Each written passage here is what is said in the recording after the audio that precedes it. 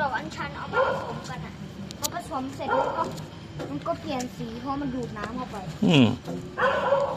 เหรอดูดน้ำเข้าไปวันนี้ได้ดอกมาอีกชุดหนึ่งก็ได้สามเณรน้อยนี่แหละช่วยนะเนนนะหลายอย่างเยอะเลยไม่ทำไม่ทำเนี่ยค่อยๆเอาทีละต้นก็ได้เนนอย่าให้มันตกนะมันช้ำนะเอาทีละต้นทีละต้น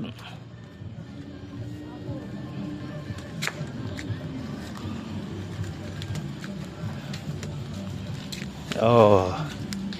คนหนึ่งอายุ9 ขวบอีกคนหนึ่งอายุ11 ขวบนะ2 คนพี่น้องขยันมากเลย